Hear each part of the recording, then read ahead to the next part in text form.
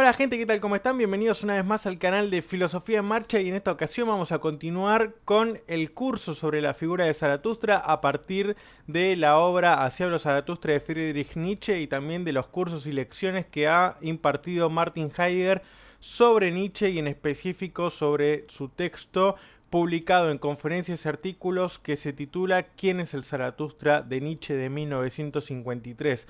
Recordemos que las lecciones de Heidegger sobre la filosofía de Nietzsche fueron impartidas a partir de entre los años 30 y 40, pero fueron publicadas en 1961, así que hubo un tiempo ahí también de proceso.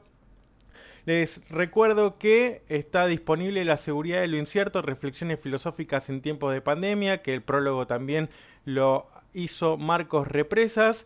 Pueden conseguirlo en físico, ya no solamente en Argentina, o sea, este volumen para toda Argentina disponible, sino también que voy a dejar los links en la descripción, en la caja de comentarios del video, que por Amazon pueden conseguirlo en formato Kindle, o sea, versión digital y también en impreso a pedido para cualquier parte del mundo, así que esa es la novedad que traemos acá al canal. Están los links para que puedan ir a verlo y también hay disponible otro de los libros que se llama Los conceptos fundamentales de Nietzsche, que también obviamente pueden conseguirlo ahí por Amazon para quien quiera, también en formato digital y físico. Les recuerdo que este curso está basado en este libro, ¿Quién es el Zaratustra de Heidegger? Un diálogo entre Heidegger y Nietzsche, de Fábula Editorial, disponible en físico también en Argentina y Colombia, y obviamente en versión digital directamente comunicándose con la editorial Fábula. Excelente, está sacando Fábula muchísimos libros de muy buena calidad de hoja, de impresión, de edición, etcétera, así que muy recomendable y un saludo también a toda la gente de Fábula Editorial. Bien, el video de hoy, ¿de qué nos ocupa? Como ya estuvimos hablando, hablamos del problema del fundamento a partir del análisis que realiza Martin Heidegger en sus obras, la pregunta por el fundamento, qué es lo fundamental, qué es lo fundacional, qué es lo fundante en relación al originario, lo fundante en relación también al tema del origen y lo originario en sentido biológico, que tiene que ver también con el tema del nacimiento, Geburt, con la idea también de una unidad primigenia, una unidad y un origen primigenio en sentido metafísico, y también obviamente cómo Nietzsche entra en este juego metafísico, en este análisis metafísico durante sus estudios y sus escritos de juventud, pero también cómo ha evolucionado y se ha emancipado Nietzsche de ciertas características schopenhauerianas, wagnerianas y de la tradición filosófica en general, como podemos decir, no el idealismo, aunque hay una discusión muy fuerte en la relación de la dialéctica o de alguna suerte de proceso dialéctico en el escrito del nacimiento de la tragedia de Friedrich Nietzsche, y eso remonta a esa famosa frase de el nacimiento de la tragedia larga un nauseabundo dolor hegeliano, ¿no? Tiene que ver con el estilo de escritura de su primera obra de 1972, pero también este, la suerte de desprendimiento o de intento de desprendimiento de Nietzsche con respecto a la corriente romántica alemana. Sobre todo porque, como hemos mencionado anteriormente y seguramente irá reapareciendo en las próximas lecciones de este curso, que hay una gran influencia por parte de Hölderlin, el poeta, con respecto a, sobre todo, la figura de lo dionisiaco y Dionisos en la filosofía de Friedrich Nietzsche. Recordemos que hemos analizado el concepto de Dionisos, hemos hablado del mito órfico de Dionisos, de esto de nacimiento, renacimiento, y por eso nos hemos preguntado por qué nos importa o por qué nos interesa hablar de Zaratustra a lo largo de este curso o en la actualidad. ¿Por qué nos preocuparía hablar de Zaratustra? Y porque justamente Zaratustra es un espíritu libre que habla de la vida y que intenta reafirmar la vida, intenta superar ese nihilismo, que es el tema que nos atraviesa hoy. Y justamente qué es vida entre nacimiento y muerte, ¿no? Entonces, bueno, aparece todo este movimiento también incluso de Physis y de el renacer y el brotar de la naturaleza como una fuerza, obviamente, que necesita fundarse dentro de la Tierra, hacer morada dentro de la Tierra y justamente cómo el ser humano se ha desvinculado, ha roto ese vínculo con su naturaleza animal, con su pulsión animal, con aquello instintivo, con la demás naturaleza que lo rodea y obviamente destruyendo y aniquilando la tierra, que es el lugar donde nosotros podemos fundar nuestra morada, ¿no? Entonces, bien, la gran pregunta entonces, nihilismo y muerte de Dios. ¿Por qué van juntas? ¿Por qué hablar de muerte de Dios cuando hacemos referencia al nihilismo? Vamos a buscar algunas definiciones porque hay distintos temas acá que abordan al nihilismo. Y Nietzsche, básicamente, o sea, la palabra nihilismo, nihil, que viene de nada, ya aparece mucho antes que en Nietzsche, pero en Nietzsche es como que se conceptualiza, se aborda, se trabaja y va tomando distintos matices, distintas características interesantes. Otra nota que quiero aclarar es, generalmente, por ejemplo, Heidegger es uno de los que aborda Nietzsche y analiza el tema más puntual del nihilismo en Nietzsche, que después van a venir obviamente otra serie de autores como Franco Volpi, como Ezequiel Bramajo y demás que tienen textos dedicados al tema del nihilismo puntualmente, incluso, si no me equivoco, Mónica Craniolini, por supuesto, su tesis de doctorado tiene que ver con el tema del nihilismo que se llama Nietzsche, Camino y Demora. Bien, entonces justamente lo que trabaja mucho, lo que aborda mucho para abordar este tema del nihilismo es los escritos o los fragmentos póstumos y el texto de voluntad de poder.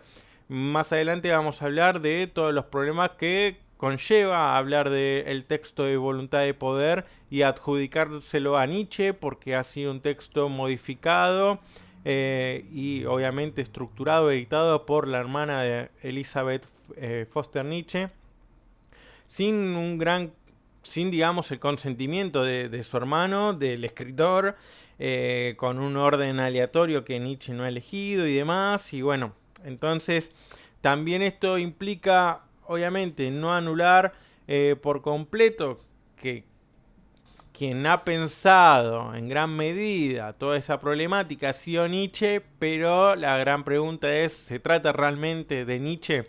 Porque de hecho para abordar este problema sobre el nihilismo, sobre esta nada, hay textos escritos en vida y publicados en vida por el propio Nietzsche, donde podemos obviamente encontrar estas problemáticas. Pero bueno, como las sentencias de los fragmentos póstumos que han sido editados bajo el tema de voluntad de poder llaman mucho más la atención, es mucho más cliché, son sentencias un poco más cortas, entonces quizás se presta más también para la manipulación y la interpretación libre de esos fragmentos de Nietzsche.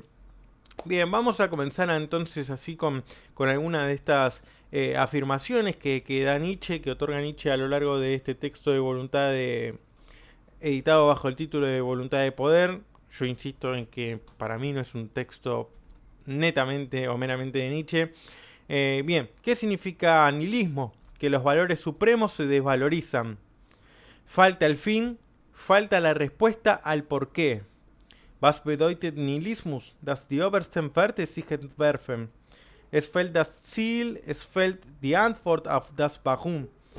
El nihilismo es el proceso de desvalorización de los valores supremos válidos hasta el momento.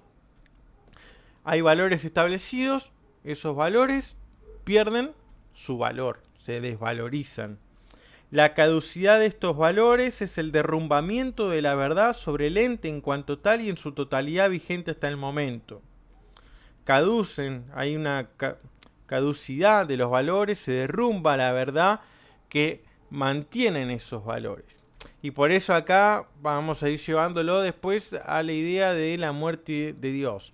Dice, el proceso de desvalorización de los valores supremos, válidos hasta el momento, no es por lo tanto un suceso histórico, entre muchos otros, sino el acontecimiento fundamental de la historia occidental.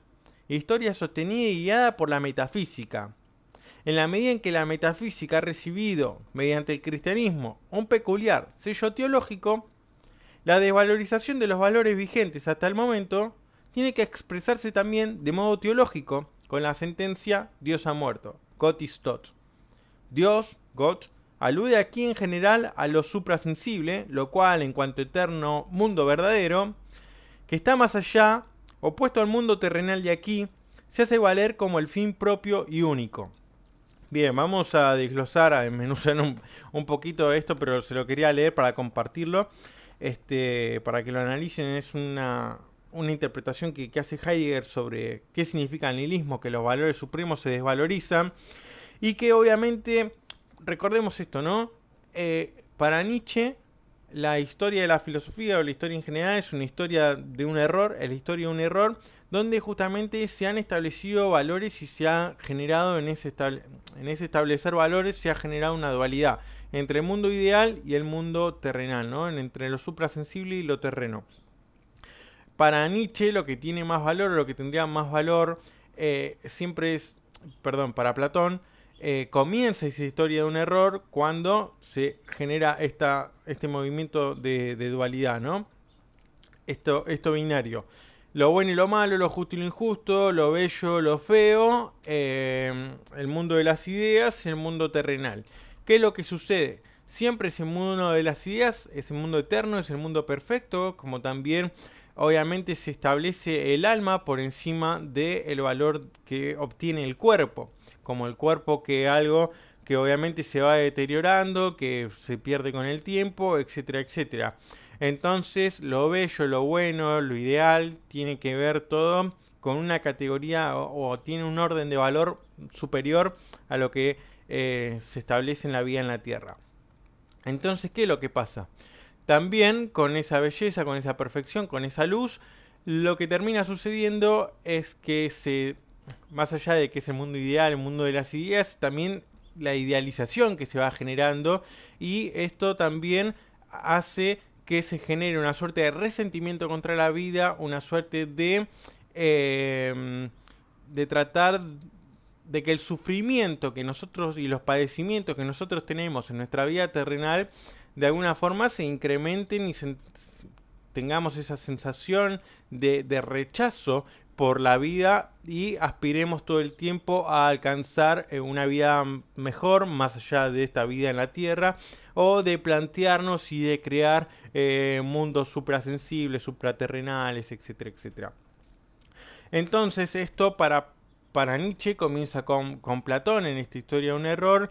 Después obviamente va a suceder el cristianismo con todo lo que esto conlleva, incluso con la creación de este ente supremo, omnipotente, omnisciente, ex nihilo, ¿no? También, y como si fuera el primer motor inmóvil aristotélico a partir del cual se impulsa todo.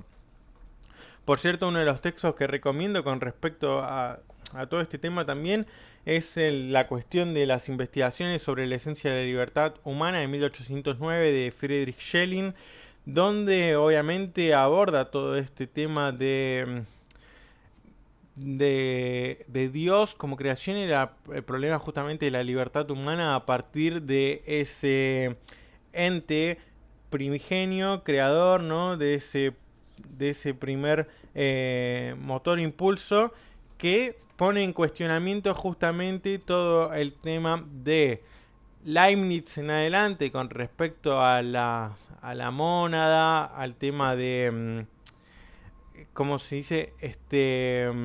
Toda la cuestión del fundamento que hablamos ya también en la clase anterior, con todo esto de dónde se funda y cuál es el fundamento originario y qué es lo que da comienzo, origen como nuevo comienzo, no solamente en este sentido de cómo aparecen los entes en el mundo y por qué hay ente y no más bien nada, que aparece justamente en la filosofía de Leibniz y que de alguna manera enmarca toda la modernidad y llega obviamente hasta nuestros días, sino también lo que va a permitir después la fundación del pensamiento o de un nuevo comienzo del pensar, ¿no? Entonces, bien, justamente pasa Platón, pasa el cristianismo, Nietzsche va a hablar de Immanuel Kant y pensemos también en esta idea de el deber ser, qué es lo que tiene que ser, cómo debe ser, que hay que cumplir esos mandamientos, esos mandatos. Y aparece esta figura también del imperativo categórico, ¿no? Obra de tal manera que tu acción se convierta en un universal, en una acción universal. Entonces, obviamente es una suerte de imposición. Entonces, esto que sucede de no hagas aquello que a ti no te gustaría que te hagan o ciertas cuestiones de ese tipo, justamente hay algo que se está enmascarando que tiene que ver también con una suerte de fe o de creencia religiosa como casi suprasensible o que está ordenando por encima de nosotros. El proceso de devalorización de los valores supremos válidos hasta el momento no es por lo tanto un suceso histórico, entre muchos otros, sino que es el acontecimiento fundamental de la historia occidental. Digamos que la marcha o el proceso histórico en el que nosotros estamos inmersos, lo que va llevando es un proceso justamente del nihilismo y del intento de superación de este nihilismo, de esta nada, de esta falta de sentido y de esta falta de devalorización de los valores. Esta falta de respuesta al por qué, para qué. Pensemos que yo estuve trabajando también el tema de Dostoyevsky con respecto a las distintas novelas, Crimen y Castigo, El Idiota, Los Demonios, Memoria del Subsuelo, El Jugador y demás. Una característica de estos personajes es que siempre aparece algún héroe o antihéroe de la novela que tiene esos impulsos nihilistas y que intenta poner en jaque o en evidencia los problemas morales que tiene la Rusia de la época de Dostoyevsky, ¿no? Entonces, bueno, esos personajes que critican, que son generalmente más jóvenes, con esa idea de tinte revolucionario y demás, que se aquejan del status quo que vive la sociedad rusa de ese momento y de los ¿cómo se dice? Los gestos o las características de la aristocracia de la época, como intentan establecer cierto tipo de orden que realmente afecta la vitalidad de muchísimas otras personas que están por debajo o jugando detrás de esa aristocracia. Entonces, esto nihilismo no es algo que se podría haber evitado, podríamos decir, sino que en realidad es una instancia necesaria del proceso histórico que vamos abordando nosotros, que vamos vivenciando necesariamente. Ahora bien, el problema está en que podemos quedarnos estancados en esta etapa de nihilismo, en este desierto que cada vez está creciendo más, va a decir Nietzsche, sino también que tenemos la posibilidad de atravesar este desierto y poder superarlo. Esto de él tú debes es la figura del camello y por eso también la referencia que el camello es una de las primeras, la primera transformación del espíritu en la obra de Hacia los Zaratustra, que está en el primer discurso de la obra. Y obviamente este camello que asimila el tú debes como una obligación, justamente se persigna ante esos mandamientos, esas tablas, y obedece, aunque sabe realmente que quizás podría haber otra cosa. Pensemos también en el texto que hemos abordado acá en el canal, que se denomina, que se titula ¿qué es la ilustración? Basis auf Klärung de Immanuel Kant, donde ese texto, obviamente, está la sentencia de Kant, donde dice sapere aude, ¿no? Atrévete a pensar. Y el problema de la sociedad civil, de los ciudadanos, es que viven en una minoría de edad. Esa minoría de edad en la cual, obviamente, la comodidad, la pereza, la seguridad de lo familiar lleva a, eh, a dejarse tutelar, a dejar que otro nos eduque, que otros sean nuestros padres, que otro nos tutele y nos diga qué tenemos que hacer, cómo lo tenemos que hacer y para qué es lo que tenemos que hacer. Entonces nos libramos de la necesidad de tener que tomar decisiones por nosotros mismos, de tener que tomar decisiones propias. Bueno, ese es justamente ese problema que después lleva al imperativo categórico y demás en nuestra relación de la vida práctica. todo eso tiene que ver también con una actitud de nihilismo, de tú debes. Ahora, ¿se puede hacer otra cosa? Sí, ahora por comodidad y por pereza quizás no las hago. Es el problema que está planteado en Kant. Aunque, si bien Kant plantea el problema, como bien lo desarrollamos también acá en el texto de la seguridad del incierto, ¿no? Porque es la problemática entre Nietzsche y Kant. O sea, ¿por qué Kant está mostrando el problema de la libertad a la hora de ejercer una cierta práctica y también de tomar un posicionamiento moral diferente, pero siempre termina poniendo como si fuera la figura de Dios Padre y verdad última al Estado, y el Estado como eje central que tiene que organizar la vida de los ciudadanos y de los sujetos. Y Nietzsche justamente está intentando derribar con esas cuestiones a partir de, bien, si esos valores del Estado se han desvalorizado, esos valores eclesiásticos y religiosos se han desvalorizado, ¿por qué no terminamos de romper con esos valores y creamos nuevos valores y un nuevo orden de establecer esos valores? Hacia eso entonces vamos a ir. Por eso justamente, no solamente que aparece vinculada a la frase de Dios ha muerto, es por esto, ¿no? De el tú debes, que se endiosa, y justamente esta figura de Dios Padre, ley, la ley también aparece justamente como esto suprasensible, esa verdad absoluta, esa verdad última, que ni siquiera uno se permite cuestionar. Kant, sin ir más lejos en el texto, como analizamos acá, es, a ver, vos tenés algún problema, tenés alguna queja con respecto a los impuestos que tenés que pagar en el lugar en donde vos vivís. Bueno, ¿qué dice Kant? En qué es la ilustración, dice, bueno, primero pagá, obedecé, cumplí con tus obligaciones como ciudadano. Ni siquiera te quejes durante la fila en la que vos tenés que ir a pagar esos impuestos, porque podés crear un caos dentro del orden estatal, del orden social y de la comunidad en la que vos estás inmerso. Pagá, cumplí con tus obligaciones y después dirigite directamente a aquella persona o a aquella entidad a la cual vos podés elevar y tenés permitido elevar tu queja y hacerlo como corresponde. Pero obviamente siempre primero cumplí con ese tú debes, ¿no? Entonces termina siendo una verdad suprasensible, una verdad última que atenta contra la vitalidad y contra lo que aquello que Nietzsche a lo largo de sus obras quiere defender. Devalorización de los valores quiere decir los ideales pierden la fuerza que tenían para configurar la historia. ¿Qué es lo que pasa? Dice, bueno, nosotros estamos inmersos en este proceso histórico que tiene que ver obviamente con el nihilismo. Podemos quedarnos en este desierto atrapado de una desvalorización de los valores y quedar atrapados. Quiere decir mantenernos erigidos en esta escala de valores, en este modo de valorización que atenta contra nuestra vitalidad, que no nos ayuda para nada en lo que nosotros queremos hacer de nuestra vida.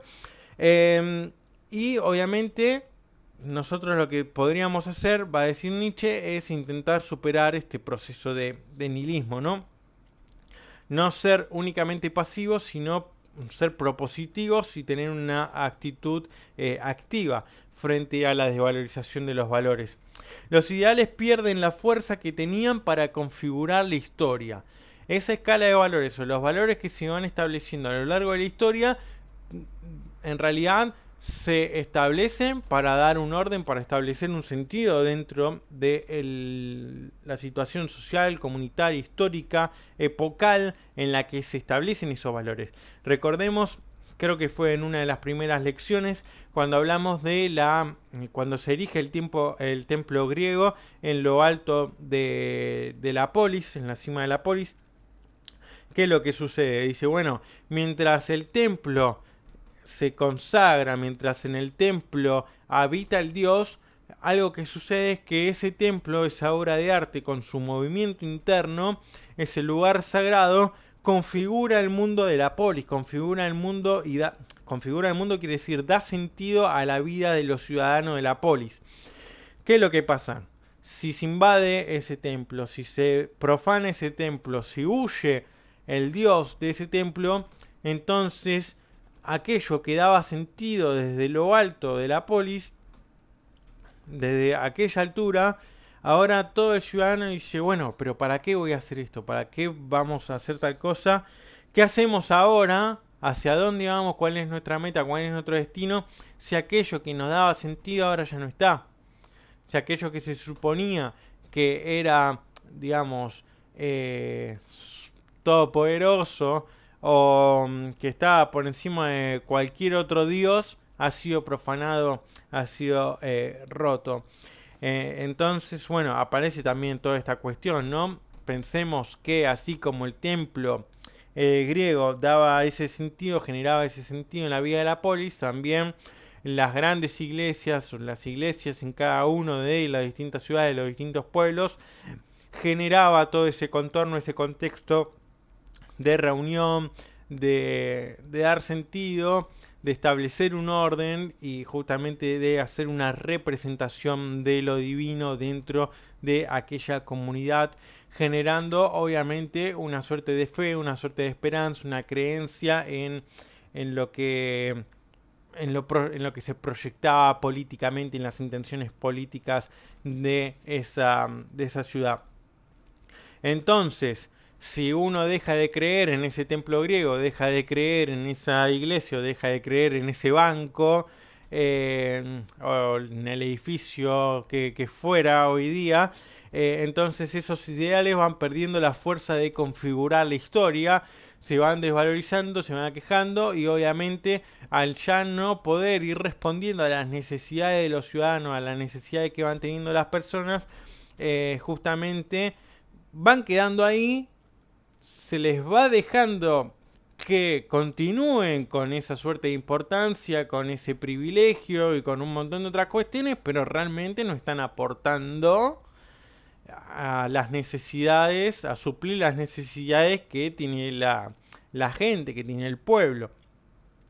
Entonces, bueno, necesita se necesita de espíritus libres, va a decir Nietzsche, que comiencen obviamente primero a asumir el problema en el que estamos inmersos, es decir, bueno, Dios ha muerto, asumirlo, reconocerlo, ponerlo en evidencia, comunicarlo, escuchar el mensaje y obviamente no querer buscar otro Dios y aferrarse a eso, sino intentar solucionarlo de otra manera, es decir, estableciendo un nuevo modo de poner valores, fijarse qué valores, cómo se va a valorar, qué se va a valorar, para qué se quiere valorar y obviamente siempre con esa intención afirmativa de la vida, que es lo que le va a interesar a Nietzsche, porque por ejemplo, el problema del nihilismo ya aparece en el nacimiento de la tragedia. Y justamente cuando aparece esa frase del chileno de decir lo peor de todo es haber nacido y lo que podría pasarte mejor sería morir pronto.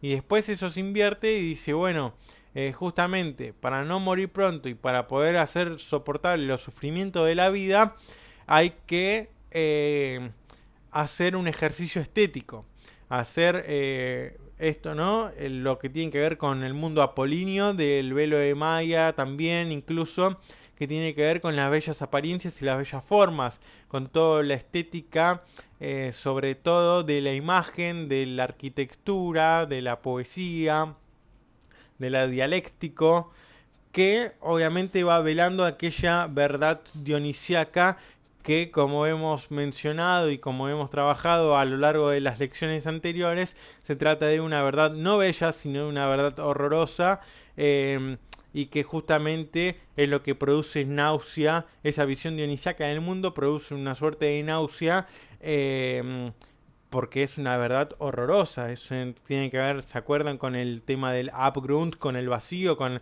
el abismo, con la falta de fundamento. Entonces, bueno, ¿cómo nos establecemos? ¿Cómo nos paramos frente a eso? ¿Cómo continuamos viviendo si hay algo, descubrimos que está ese horror, detrás de estas bellas apariencias. Entonces justamente siempre tiene que ser un acceso velado a esa verdad.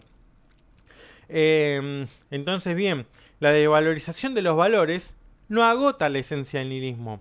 Reconocer que ese templo, que esa iglesia, que ese banco, que etcétera, donde se establezca ese símbolo, ese signo de sentido, que se desvaloricen esos valores, eso que nosotros nos ordenaba en nuestra vida práctica, en nuestra vida cotidiana, que hablamos de tema del respeto, aquello que de alguna forma también nos hace sentir orgullosos y que nos ha hecho, que tiene que ver con la Bildung, con la formación cultural también, a la cual alude Zaratustra en sus discursos del prólogo. Esta devalorización de los valores no es que agota el mismo, sino que desvalorización de los valores implica cierta cuestión que, primero, el mundo aparece como carente de valor. Segundo, la necesidad de dirigir una verdad sobre lo ente se acrecienta. Es decir, bien, los valores supremos se valorizan. El mundo aparece carente de valor, pero a su vez necesitamos o sentimos la necesidad de erigir una nueva verdad o de poner un nuevo orden de valores a las cosas. 3. La instauración de nuevos valores se vuelve imprescindible. O sea, podríamos vivir en una vida, en una sociedad, en una comunidad que no tenga una escala de valores o que todo sea igual, igual de desvalorizado o igual de valorado. Quizás, o al menos para el planteo de Nietzsche, eso traería un problema, porque es como que él insiste en esto, ¿no? No puede valer todo lo mismo, porque obviamente aquello también, dice, si donde hay vida hay voluntad de poder, tiene que ver con el cuidado de sí mismo, con el cuidado de sí, con la protección, y también con poder sobreimponerse o, digamos, acrecentarse a su propia voluntad de poder. Entonces, sí, bueno, cada uno se toma entre manos y adjudica esa voluntad de poder de una manera distinta a los demás seres vivos, a las demás personas. Entonces, decir, bueno, si valorizamos en torno a esa voluntad de poder, a ese querer, que no necesariamente va a ser una voluntad de dominio, como va a analizar Heidegger, y lo vamos a ver en detalle más adelante, sino que dice, bueno, si algunos con su voluntad de poder quieren superarse a sí mismos y sobreimponerse a los demás, y tomar ciertas actitudes de superación, no puede valer lo mismo esa persona que aquella que tiene su voluntad de poder y lo único que hace es, por pereza o por comodidad o por ciertas otras cuestiones, mantenerse bajo lo familiar de un tutelaje o que otro tome decisiones por él. Entonces, decir, bueno, surge lo que sucede acá entonces es que obviamente la instauración de nuevos valores se vuelve imprescindible porque no nos podemos quedar en un estado chato en el cual todo valga lo mismo o nada tenga un valor. Bien, entonces vamos por el punto 4, donde dice surge un estado intermedio por el que atraviesa la historia del mundo. De la desvalorización de los valores a la creación de nuevos valores también es este nihilismo como un estado intermedio. Y obviamente hay que entender que los pueblos históricos tienen que decidir por la decadencia, Untergang, de volver a los antiguos valores o por un nuevo comienzo, Neubeginn, instauración de nuevos valores a partir de un nuevo modo de valorar. Pensemos también acá que aparece el término Untergang de la decadencia y que es el mismo término que aparece al comienzo de Zaratustra cuando termina con el prólogo y obviamente dice comienza el ocaso, el descenso de Zaratustra, ¿no? Ahí aparece ese Untergehen. Donde justamente es un camino de decadencia, porque es como, bueno, hasta que no vayas a lo más bajo, hasta que no caigas a lo más profundo que vos tenés que caer o que vos podés realmente caer, no vas a comenzar a elevarte. Hasta que no erres todo lo que tengas que errar, hasta que no falsees todo lo que tengas que falsear, hasta que no padezcas todo lo que tenés que padecer, no vas a comenzar a elevarte. Está un poco en ese sentido, ¿no? Hasta que no sea lo más pesado que podés ser, con ese espíritu no vas a poder ser lo ligero que estás mandado a ser. ¿Se entiende? Y también, obviamente, ¿no? En este estado intermedio, una vez que hay una desvalorización de los valores y se necesita o se ve como imprescindible crear nuevos valores, hay algo intermedio, ¿no? En ese estado, en ese unta, en ese Svision hay una decadencia, puede haber una elección por la decadencia o una elección por un nuevo comienzo. El tema de la decadencia es volver a los antiguos valores. Así como no conozco nada nuevo y como crear lleva trabajo, me aferro nuevamente a la imagen de Dios. ¿Qué es lo que pasa? Dice, bueno, matamos a Dios durante la mañana, pero en el terror de la noche o por el miedo de la noche volvemos a crear volvemos a aferrarnos a su figura, volvemos a escondernos bajo su manto, ¿no?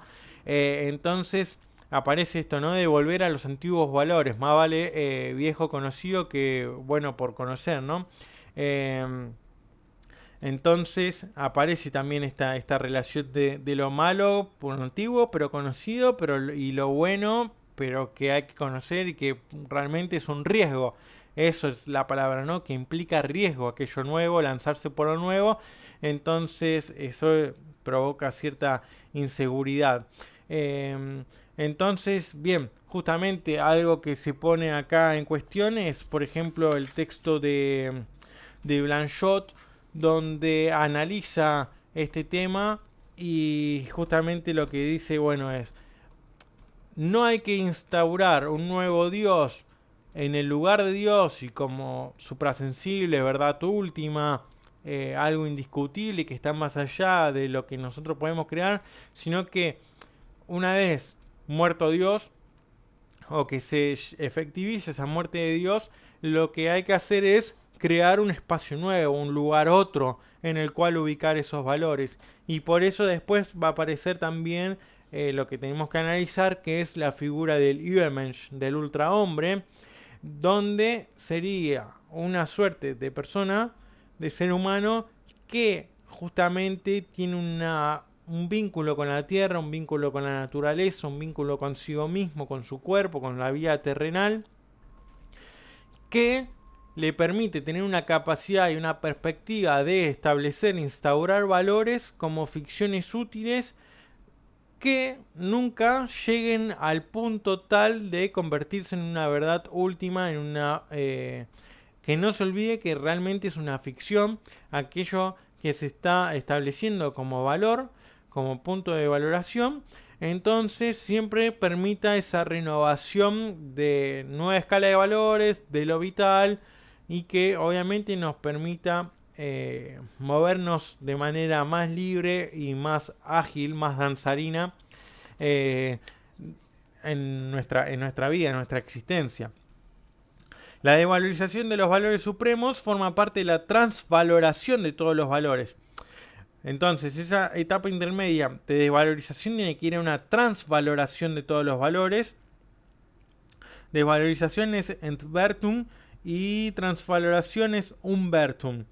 Verte son los valores y cambian los prefijos, ¿no? Ent siempre tiene algo como que lleva a lo negativo o a una falta, una carencia, y el lump como de la vuelta, ¿no?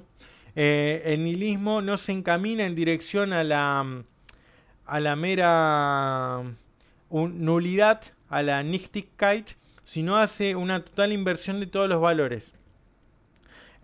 Como bien dijimos, la devalorización de los valores no agota la esencia del nihilismo, porque no se queda, no se tienen que quedar en la desvalorización, sino que tienen que aspirar a una transvaloración de los valores, a la umbertum. Entonces no se camina en dirección a la nulidad, quedarse en la nada, sino hacia una total inversión de todos los valores. Hay que invertirlos, pero no la inversión en decir doy vuelta, porque si no obviamente quizás lo que era más bajo en el orden donde Dios estaba en lo más alto va a quedar al revés. Entonces transvaloración no implica necesariamente un invertir, sino también un generar una nueva escala. Eh, Nihilismo quiere decir entonces nada. Nada de las posiciones de valor válidas hasta el momento debe ya valer. Nada de lo que valía tiene que ya tener valor. Sino que hay que buscar algo completamente nuevo. Tu ente tiene que cambiar en su totalidad. Es decir, tiene que ponerse en su totalidad bajo condiciones diferentes. Ahora bien, hay que ver cómo se permite o cómo se va a ir dando esto. La causa del nihilismo es en cambio la moral. Obviamente aparece acá, ¿no? Eh, ¿Por qué? Porque si en el análisis del texto de la genealogía de la moral es justamente esto, ¿no? En algún momento, donde hallé vida encontré voluntad de poder. Quiere decir que todos nosotros tenemos voluntad de poder y hay que ver qué tipo de uso damos nosotros a esa voluntad de poder. Una voluntad de poder afirmativa a la vida, una voluntad de poder de resentimiento hacia la vida, de venganza hacia la vida, de odio hacia la vida. Entonces, ¿qué es lo que pasa acá? Justamente, dice, si algunos se han apoderado o se han ocupado, mejor dicho, de tomar posición frente a la vida, han sido esas personas de resentimiento y de odio y de venganza hacia la vida.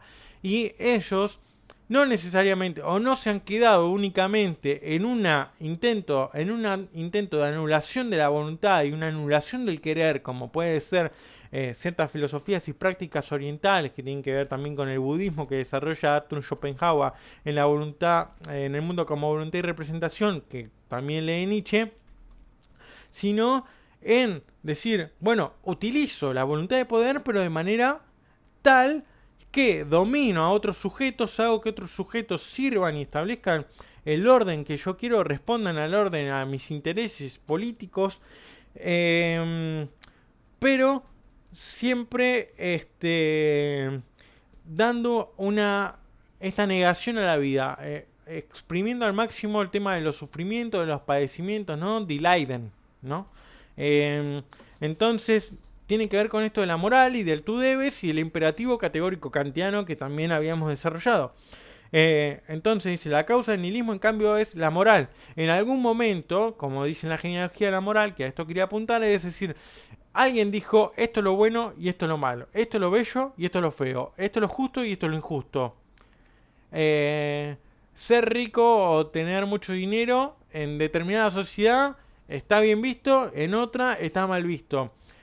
Si vos tenés y otro no tiene, te tienen que generar culpa, te tienen que generar una deuda, vos tenés entonces que purgar esa deuda, ¿no? Todo lo que tiene que ver después con el tema de la... ¿Cómo se llama? La venta de indultos. En la época de Lutero. Bueno, se me fue el nombre. Pero también, justamente, ¿no? Esto de hacer una suerte de purgar aquellos sentimientos, aquellas emociones que nos generan la culpa. Pero justamente esa deuda, esa culpa, en el término de Schuld, es una deuda insalvable, una deuda impagable, porque estamos tratando no con un valor terrenal, con algo sensible que tiene que ver con nuestro mundo, sino con algo que está siempre más allá, que está más alejado y a lo cual nosotros obviamente, o sobre lo cual nosotros no tenemos el modo para poder cubrir y pagar esa deuda, ese monto que se nos está generando. Entonces, bien, ¿qué es lo que pasa? Al introducir qué es lo bueno y qué es lo malo, qué es lo justo y qué es lo injusto en esa sociedad y determinarla y obviamente ocupar cargos que hacen después, como va a decir Michel Foucault, esa voluntad de poder que va dominando, que va estableciendo subjetividades, podemos decir ya para asimilar el tema de Foucault, va a intervenir con proyectos políticos dentro de distintas instituciones y los lugares de encierro como la escuela, la fábrica, las empresas y demás, tomando siempre ese modelo, nosotros nos vamos a mover todo el tiempo. El ámbito religioso va a ir ocupando siempre el ámbito de lo moral y de la práctica cotidiana y obviamente de nuestra toma de decisiones éticas individuales. Entonces todo está afectado por este modo de valoración metafísica que a nosotros nos termina determinando de manera tal que se nos genera ese odio y ese resentimiento frente a la vida, porque ese odio contagia muchísimo más fácil que aquella posibilidad o inclinación hacia una creación de nuevos valores, hacia una transvaloración de los valores, que justamente implica una tarea de riesgo que hay que asumir. En el sentido de la instauración, dice, la causa del nihilismo es en cambio la moral, en el sentido de la instauración de ideales supranaturales de lo verdadero, lo bueno y lo bello que tienen validez en sí, lo nouménico, a lo cual ya decía Kant que nosotros no podíamos acceder a eso. La posición de los valores supremos pone al mismo tiempo la posibilidad de su desvalorización, que comienza ya con el hecho de que se muestran como inalcanzables. En la medida en que se encuentran inalcanzables, como esa cosa en sí, kantiana, como lo numérico, ya no podemos hablar de eso, no podemos discutir sobre eso, no podemos de alguna forma ni siquiera hasta arriesgar a querer modificar algo sobre lo cual no tenemos acceso. Recordemos que obviamente a eso se le va a criticar a Kant ya desde Schopenhauer, que a la cosa en sí, a lo numérico, no tenemos un acceso por medio de la razón, que Kant establece aquellos límites del conocimiento, pero sí por medio del arte, sobre todo de la música, vamos a tener intuiciones de aquello numérico, de aquel estrato oscuro, y obviamente después en Nietzsche, por medio de la música también, pero ya, mejor dicho, por medio de la tragedia ática, vamos a tener acceso a esa visión dionisíaca del mundo, a aquella verdad, al mundo como voluntad, que antes en Kant no se podía tener acceso. Entonces, bien, ¿qué distintas actitudes se pueden tomar en esta etapa intermedia de desvalorización y el intento de la transvaloración de todos los valores? Tiene que ver, en primer lugar, también, no obviamente, como mencionábamos, esto de querer anular la voluntad, anular el querer, que tiene que ver con una forma preliminar del nihilismo, que es el pesimismo. El pesimismo niega el mundo existente, pero la negación puede ser en tanto negación de la voluntad o también negación en tanto produzco un modo de creación que niegue la vida. Puede querer simplemente la declinación y la nada, pero también puede rechazar lo existente y abrirse una vía para una nueva configuración del mundo. El pesimismo, que únicamente ve las declinaciones, proviene de la debilidad. En cambio, el que ve lo que es, con lo peligroso e inseguro que lo caracteriza, pero aún así busca hacerse de condiciones que permitan adueñarse de la situación histórica, es un pesimismo de la fuerza. Entonces hay dos tipos de pesimismo: el de la debilidad, que solamente busca declinación y nada, que tiene que ver con el tema del oriental que mencionábamos antes, o veo aquello malo que está sucediendo, aquello peligroso e inseguro, pero aún así me hago de fuerza e intento modificar esta situación histórica en la que estoy inmerso. Son dos tipos de actitudes que se pueden establecer. Bien, ahora, ¿qué es lo que pasa? Se da una situación de reconocer que este nihilismo es un nihilismo incompleto hasta que se produzca una transvaloración de los valores.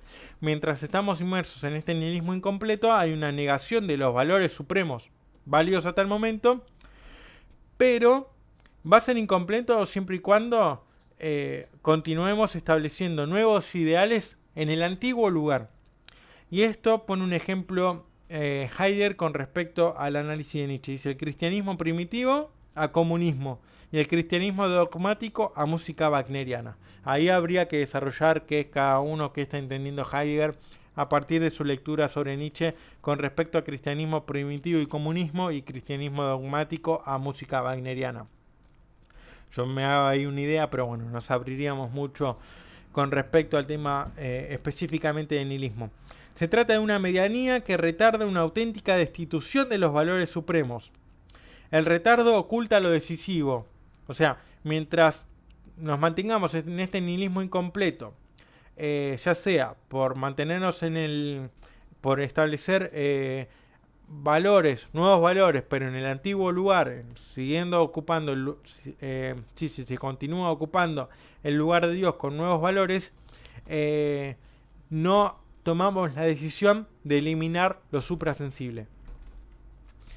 Que eso es a lo que hay que llegar. Ahora bien, como se intenta con este pesimismo de la fuerza, intentar adueñarse de la situación histórica, de modificar la situación histórica en la que nosotros estamos inmersos, y tratar de alcanzar esta transvaloración de los valores, puede caerse necesariamente o inevitablemente en un error que tiene que ver con lo que se conoce como nihilismo extremo. Reconocer que no hay una verdad eterna en sí, dice, es mero reconocimiento, el mero reconocimiento de que no hay una verdad eterna, de que no hay una verdad suprasensible, esta idea de Dios, es un reconocimiento todavía pasivo, porque reconocer es un paso importante, pero digamos, es necesario, pero no es lo fundamental. El otro extremo es el nihilismo, por eso aparece este nihilismo activo. Tiene que ser un nihilismo, se caracteriza, mejor dicho, por ser un nihilismo interviniente, revolucionario, con actitud de cambio, porque este nihilismo nihilista activo extremo desaloja los valores válidos hasta el momento junto con su espacio. Eso es lo bueno que permite. Dice, bueno, no solamente reconozco la desvalorización, reconozco que no tienen que los nuevos valores no tienen que ser suprasensibles, no solamente los elimino, sino también elimino el espacio en el cual los ubico. Y eso inevitablemente me va a llevar a la necesidad de tener que generar un nuevo espacio para establecer valores. Estaba pensando también en el texto de Revolución en la Granja, el de Orwell, que justamente, ¿no? Esos animales que tienen una buena idea, un buen proyecto para establecer, pero terminan cayendo justamente en su propia trampa después, con las leyes que van estableciendo, ¿no? Y dice, bueno, el momento junto con su espacio, el espacio es suprasensible, hay que eliminarlo, el Übersinnliche, y genera por primera vez un espacio las posibilidades de posicionar los valores de manera nueva y originaria. Esto va a permitir acceder al nihilismo extático, al extatischen Nihilismus. El nihilismo extático se convierte en lo que nosotros vamos a denominar como nihilismo clásico. El nihilismo hay que entenderlo entonces como negación de lo que es. Niego lo que es. Porque nihilismo no es no creer en nada. Es creer en lo que no es. Niego lo que es. Pero creo en aquello que no es. Voluntad de poder como afirmación. Y origen y medida del crear. Acá, para la transformación de los valores, es fundamental el tema de la voluntad de poder, y una voluntad de poder que sea afirmativa a la vida y afirmativa a aquello sensible. Y obviamente, ver a partir de esa caracterización del espíritu libre, que después nos va a llevar a la idea del Übermensch, y justamente todo tiene que ver con la idea de la aceptación de nuestra vivencia temporal, que es el tema que vamos a trabajar en la próxima clase con respecto al eterno retorno, es, ¿no? ¿Cuál es la medida, desde qué ángulo, desde qué perspectiva nosotros nos posicionamos a la hora de crear esos nuevos valores?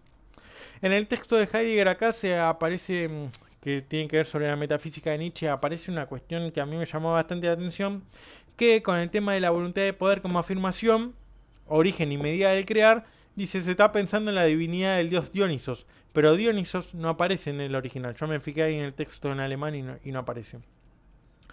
Entonces, de esa etapa intermedia para obviamente lograr una configuración de lo de establecer un nuevo modo de valorar y hacer una superación del nihilismo, aquello que hay que alcanzar es una transvaloración, aquello que hay que llevar a cabo es una Umpertung, una transvaloración de todos los valores. Esto quiere decir que hay que poner a los valores como valores y obviamente repensar el ente en su totalidad en referencia a esos valores. A ver, para Heidegger, que se entienda acá después la discusión y la diferencia, va a decir que El problema de Nietzsche siempre es un problema de valoración y de cómo se valora, pero como que siempre esa valoración termina siendo de alguna manera o respondiendo a la misma historia, un error a la misma historia de la metafísica, en el sentido de que por más transvaloración o devalorización o lo que sea, siempre se mide en términos de valores y siempre tiene que ver con una actitud puesta por medio de la voluntad de poder. Y la voluntad de poder que Heidegger, y acá está el problema, le entiende como voluntad, como querer, y voluntad de poder como voluntad de dominio y de dominio de la tierra. Entonces, Heidegger al leerlo, y esto es porque él lo vincula con el tema de la tecnificación del mundo, con el problema de la técnica y cómo la técnica de alguna manera arrasa y aniquila con aquello sensible, con lo terrenal, con lo natural.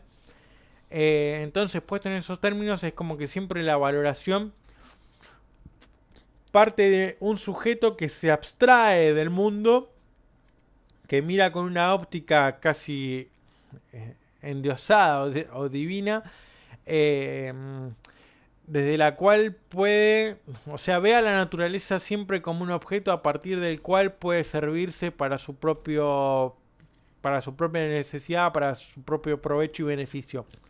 Entonces, justamente algo de lo que quiere librarse Nietzsche con su transvaloración de todos los valores es de esa característica y de esa perspectiva.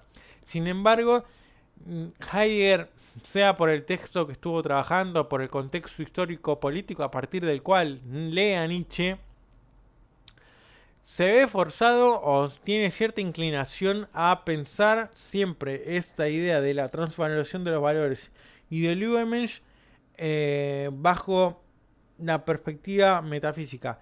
Pensemos que, obviamente, para Heidegger la historia de la filosofía es la historia del olvido del ser y de la falta de, obviamente, la falta de distinción entre el problema de identidad, ¿no? Entre ser y ente, confundir el ser con el ente.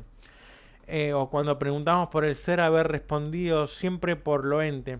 Entonces establece en esa historia del olvido del ser a Nietzsche como el último gran metafísico y que justamente esa voluntad de poder, en tanto voluntad de dominio y de superación, autosuperación y de imposición ante los demás, es siempre o responde siempre a un modo de instaurar valores que tienen que ver con un orden metafísico. Entonces, esta idea de superación del nihilismo que está planteada por Nietzsche, por la clave de lectura que imparte Heidegger, es imposible salir. Por eso ahí hay que confrontar siempre de la lectura que presenta Heidegger, confrontar todo el tiempo con el texto de propiamente de Nietzsche para poder descubrir y dilucidar qué es aquello de lo que está sucediendo. Bueno, nos queda pendiente todavía el tema de concreto de la muerte de Dios que va a aparecer en el tema de la ciencia jovial, en el apartado 100, en el 108 aparecen nuevas luchas, donde aparece el tema de la muerte de Buda con la muerte de Dios. Y después en el 125 con respecto al anuncio del hombre frenético. Pero ya después vamos a pasar inmediatamente a la cuestión del eterno retorno o la doctrina del eterno retorno de lo mismo. Bien, entonces les agradezco por acompañarme en esta nueva lección. Les recuerdo que obviamente está disponible La seguridad de lo incierto, reflexiones filosóficas en tiempo de pandemia. ¿Quién es el Zaratustra de Heidegger? Un diálogo entre Heidegger y Nietzsche, de editorial Fábila. Un saludo de vuelta a toda la gente de Fábila Editorial y por supuesto todos los textos, este no, pero este y otros más sí, están en los links de la descripción. En Amazon los pueden conseguir en formato físico o digital. Esto es la gran novedad de nuestro canal.